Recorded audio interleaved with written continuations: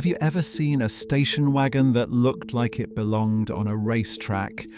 Not a crossover pretending to be sporty, not a sedan with a longer roof, an actual wagon that had the soul of a sports car baked into every inch of its design. In 1957, Chevrolet built exactly that. The Nomad. A two-door sport wagon that started life as a Corvette concept car and ended up becoming one of the most beautiful automobiles of the entire decade. Chevrolet only made around 6,000 of them that year, and today a clean one can cost you more than a brand new Corvette. But here's the thing, Chevy didn't plan to kill the Nomad after 1957. The car killed itself in a way. And the story of how it got there starts with one man's dream car and a crowd at the Waldorf Astoria Hotel in New York City. In January of 1954, General Motors held its annual Motorama show. These events were legendary. General Motors would roll out futuristic concept vehicles alongside their production lineup, and thousands of people would line up just to see what the future of driving looked like. That year, Harley Earl, General Motors' head stylist, had something special planned. Earl was already famous for creating the Corvette, which had debuted at Motorama the year before, but for 1954 he wanted to push things further. His team had designed a concept wagon that used the front end of a Corvette and blended it into the rear of a sleek, practical station wagon. It had a fiberglass body, like the Corvette, and sat on a modified Chevrolet sedan chassis. Under the hood was an inline-six producing 150 horsepower, paired with a two-speed Powerglide transmission. They called it the Nomad. The crowd at the Waldorf Astoria could not get enough of it. The response was so strong that Harley Earl made a decision on the spot. He ordered the Chevrolet design studio, led by Claire McKishan, to adapt the Nomad's roofline for production. But General Motors' top executives had a condition. They were not going to build it on the Corvette platform. If the Nomad was going to reach showrooms, it had to sit on the full-size Bel Air chassis. The thinking was simple. The Bel Air was Chevrolet's bread and butter. Putting the Nomad's styling on that platform would give it broader appeal and let them sell it to families, not just sports car buyers. McKishan and stylist Carl Renner took on the challenge and adapted the concept's roofline to the 1955 Chevrolet body in a remarkably short amount of time. The key design elements survived the transition almost perfectly. The forward-sloping B-pillars, the curved rear quarter glass, the 7 vertical chrome accent strips on the tailgate, the hardtop-style frameless door windows, all of it made the cut.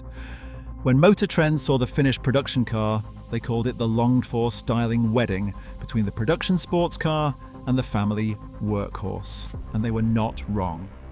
From every angle, the Nomad looked different from any other wagon on the road. It only had 2 doors for starters, which was unusual but not unheard of. What set it apart was how those 2 doors framed the rest of the design. The windows had no frames like a hardtop or a convertible. Behind the doors, the B-pillars sloped forward at a distinctive angle, giving the roofline a swept-back profile that no other wagon could match. The rear quarter windows slid open instead of rolling down. The tailgate leaned forward at a sharp angle, and the 7 chrome vertical bars across the back became the Nomad's unmistakable signature. Even the roof was special. 9 transverse grooves ran across the top from side to side, a visual echo of Harley Earl's original plan for a retractable stainless steel roof section that never made it to production. Inside, stainless steel bows divided the headliner from front to rear, matching the top-of-the-line Bel Air hardtops. As part of the Bel Air family, the Nomad sat at the top of Chevrolet's wagon lineup. It came loaded with chrome trim, high-quality interior materials, and every option available to the Bel Air hardtop. With a base price of $2,571 for the V8 model, it was the most expensive Chevrolet you could buy outside the Corvette. But the first year of production in 1955 revealed a problem that would follow the Nomad for its entire life. Fewer than 9,000 left dealer showrooms that year. for a company that sold over 1.7 million vehicles in 1955, the Nomad barely registered. Sales actually got worse in 1956, dropping to around 8,000 units. Chevrolet gave it a facelift, a new full-width grille, updated side trim, and even a hidden gas cap behind a flip-down taillight on the left side. But buyers still weren't lining up. Then came 1957, and this is where the Nomad reached its absolute peak. The 1957 Nomad received the same dramatic styling updates as the rest of the Chevrolet lineup. A new oval-shaped grille sat up front, flanked by floating parking lights that gave the face a wider, more aggressive look. The biggest visual change came at the back, where new tail fins added several inches to the overall length. The left fin cleverly concealed the fuel filler cap. New tail lamps completed the rear design, and the overall effect was a car that looked longer, lower, and faster than ever before. But the real story for 1957 was under the hood. Chevrolet's engineers had bored out the previous 265 cubic inch V8 to create the new 283. And for the first time in automotive history, a production engine achieved 1 horsepower per cubic inch.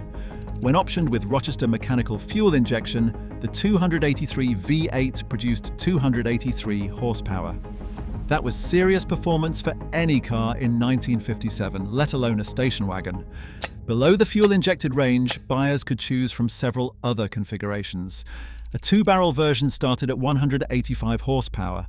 A 4-barrel Super Turbo Fire version made 220 horsepower.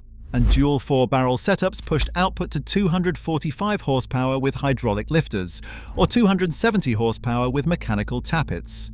Chevrolet also introduced the Turbo Glide, a new turbine-driven automatic transmission, as an option alongside the existing Power Glide and manual gearboxes. The combination of the 283 V8 and these transmission options meant the 1957 Nomad could be configured as a genuine performance machine. With the right setup, it could reach a top speed near 120 miles per hour and reach 60 miles per hour in under 10 seconds. For a wagon carrying groceries and kids, that was absurd. If you are finding this helpful, hit subscribe. I cover automotive history and car culture every week.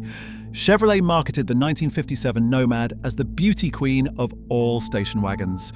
And from a design and engineering standpoint, that title was hard to argue with. Every surface was covered in detail. The brightwork alone, the chrome trim, the stainless accents, the polished tailgate bars gave the car a jewelry-like quality that other wagons simply could not match. But beauty, as it turns out, doesn't always pay the bills. Despite being the best Nomad Chevrolet had ever built, the 1957 model sold even fewer units than the year before. Only around 6,100 left the factory. Out of roughly 1.5 million Chevrolets produced that year, the Nomad accounted for less than half of 1%. The reasons were practical. The 2-door layout, while gorgeous, made getting into the back seat a hassle, especially for families with children. The split tailgate, where the rear window swung up and the lower section dropped down, looked elegant, but it made loading bulky items more difficult than a conventional wagon design. And the price tag, which sat well above every other Chevrolet wagon, pushed budget-conscious buyers toward the 4-door alternatives. Chevrolet had also been developing the Impala, which was set to debut for 1958 as a new flagship. The Nomad, despite its beauty, was pulling attention and resources away from what General Motors saw as the future of the brand. So at the end of 1957, Chevrolet pulled the plug on the 2-door Nomad. The nameplate survived, but it was reassigned to a line of 4-door station wagons starting in 1958. Those later models sold in far greater numbers, but none of them carried the magic of the original. The Pontiac Safari, which shared the Nomad's roofline and chassis as its corporate sibling, also disappeared after 1957. Here is the irony. The same low production numbers that doomed the Nomad in the 1950s are exactly what makes it so valuable today. With only about 22,000 total units built across all 3 model years, the Nomad is now considered the most collectible of all the Tri-5 Chevrolets.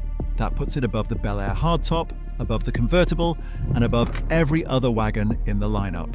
A well-restored 1957 Nomad regularly sells for anywhere from $50,000 to well over $100,000 at auction. Rare configurations like the fuel-injected models command even higher prices. The hot rod and custom community has embraced the Nomad just as enthusiastically. Its two-door body, relatively lightweight for a wagon, and compatibility with small block Chevy V8 engines make it a popular platform for restomods. You will find them at car shows across the country, ranging from factory-correct restorations to wild customs with modern suspension, disc brakes, and fuel-injected crate engines. Looking at the 1957 Chevrolet Nomad today, it is easy to see why collectors and enthusiasts treat it with so much respect. It was a car that started as a dream at the 1954 Motorama, was translated into production with remarkable faithfulness to the original concept, and was refined over 3 model years into something that hit every mark in styling, performance, and craftsmanship.